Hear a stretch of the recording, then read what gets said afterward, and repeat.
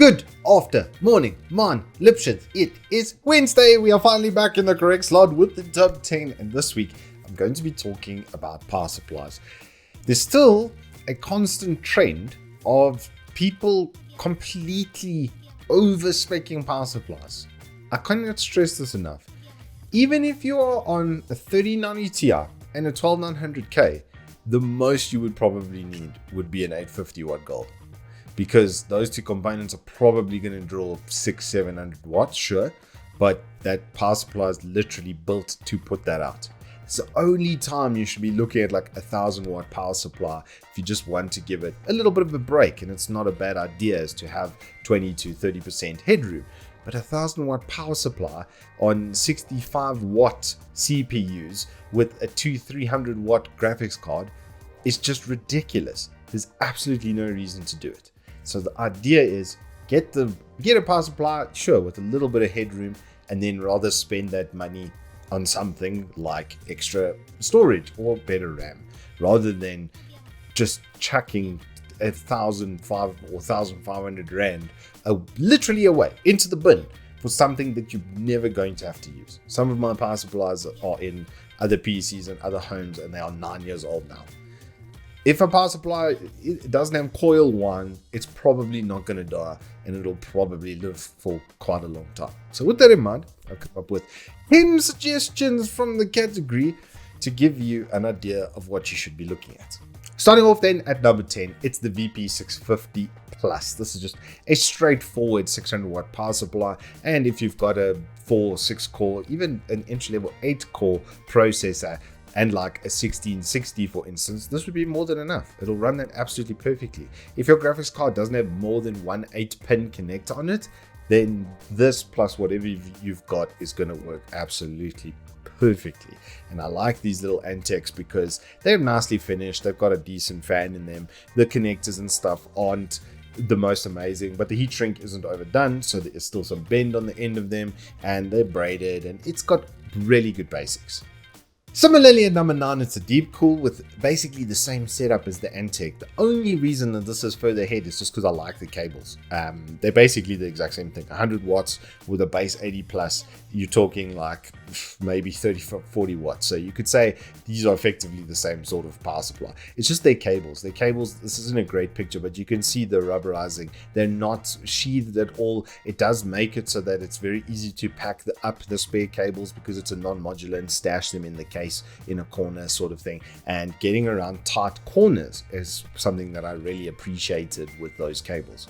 At number 8, it's more of the same, but this is really where I think a lot of you should be focusing in on, is on this 750 watt gold specifically, because it's got a 5-year warranty from Gumgears, right? At 1,300 rand, 750 watt gold rating, it's almost unbeatable. At the price point, there's just nothing that's even comparable, and it's semi-modular, so if there are cables that you don't need, you don't have to connect them. The base ones that come out are the general for most of your devices. You'll find the 24 pin 8 pins for your CPU power, your 8 and 6 pins for your VGA stuff. All of that should be pretty much on the base setup, and then you've got extras for adding in storage and extra Molexes and stuff. So it's nice. It's a good in between, but the main thing is because it's got an 80 plus gold rating, you can't just slap that sticker on. It has to actually be tested. So these power supplies will give you 92%, I think is the rating for that, 80 plus gold. I'd have to check the exact percentage, but it will give you that to you all the time. And at 1,300 rand, you're basically getting 600 watt all the time. There's almost beyond like extreme examples of 3090s and 4090s now, you're not going to need anything more than that. But if you just want a clean experience, also look at these Antec HCGs. I do like these. They are really, really nicely built and stuff. They look pretty cool and stuff. I've got the 850 gold in one of my machines over here. So basically this exact setup, and they are quite nice. They have also done away with the heat shielding and the shrink wrap, which massively improves it, because the problem with those first ones was the heat shielding was so far up on the connector, you couldn't bend to make like tight angles and stuff. It just made it cumbersome and a bit difficult to work with. So I'm really glad that they've done away with that on the newest series of power supplies. Good job, Antec. Running out the top half at number 6 is the Corsair RMX series. Now, these have 10-year warranties on them. So if you're going to constantly shoot for like a M80X build with mid-range sort of parts, this is like the last power supply you'd probably have to get just with a 10-year warranty. It's just the confidence it gives you to run it for a really long time. It's just always nice. They even put in their maglev fan into this. So yeah, it's serious, and these are small and compact. I mean, that's a 120mm fan or 135mm fan, and it's basically the entire surface at the top.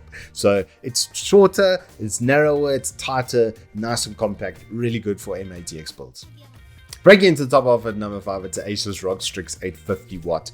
I worked with one of these when we did the 12900K launch actually, and I think I had the 1000 watt. So they do come in 850 and 1000 watt.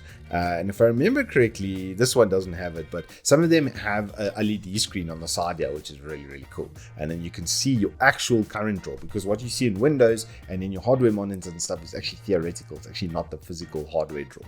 So these are the same thing, a 10-year local warranty, incredibly nicely put together. They do have some awesome finishing parts and stuff on this. The feel of it is incredible, and if you're the type who's doing like a boutique build and all ROG, then I can tell you, buy the ROG power supply to finish off that ROG look. Coming in at number 4, it's Cooler Master's V12000 Platinum series.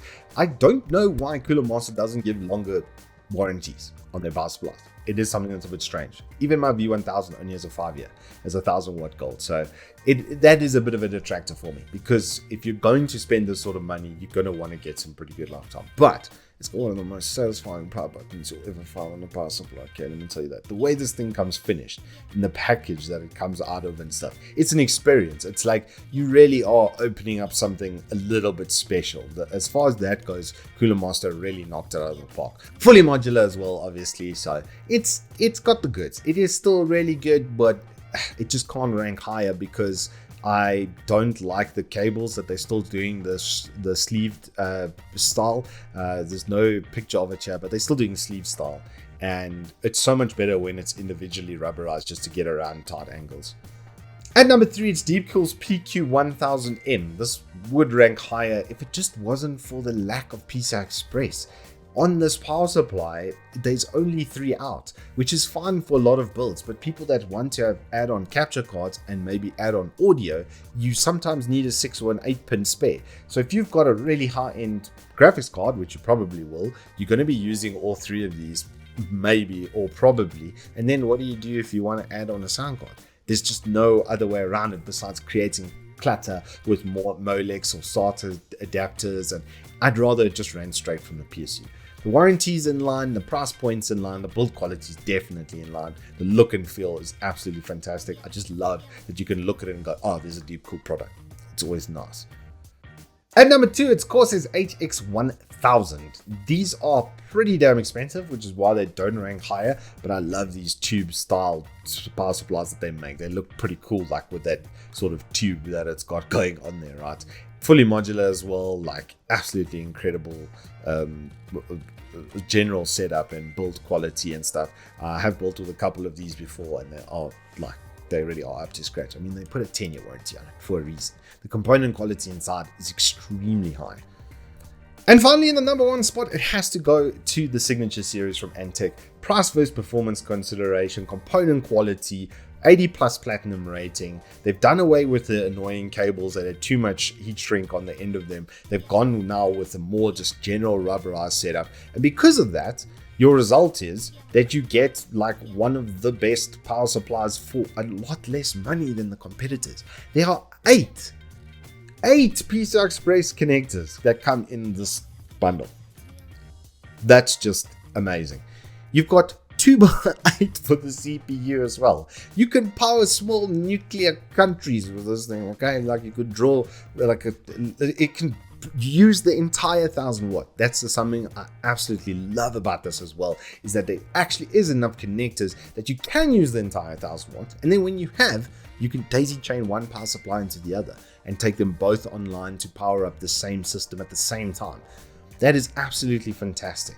That wasn't enough. It's one of the cheaper ones on the list right now. Even at 3.5, I would still rate it over the Corsair because it's exactly the same thing for less money. The build quality is fantastic on these. They look absolutely incredible, nice and neat. I mean, just look at that on the side. If you just see that through the side of the thing, it's like a humble brag. You know, I've got a signature series. Yes, it's platinum rated. Yes, that power supply is going to be with me for a decade. Absolutely incredible. And that is your Turbo Tortoise Tech top 10 for PSUs. Please, guys, really, I'm just trying to help you guys get more for your money. That's really the point of this. Don't spend superfluously on a 2,000 or 1,000. If you buy a 1,000 watt platinum and you're running like a 3060 and even a 12600K, I will have an aneurysm. Okay, please just stop doing this. I can run that system with that 650 that I showed you in the beginning. It will run on that. Yes, the power supply won't be happy. You might hear a bit of coil one, but it would even run on that. So that 750 watt gold, a walk in the park, absolute breeze. There's really no need to go much higher than that. If you're looking for feature sets like modular or better cables, etc., completely understand, and that's why we do these videos, to help you out like that. So if you have enjoyed this Turbo Tortoise Tech Top 10, then please do hit us up with a like and subscribe, and I will see you on the flip side.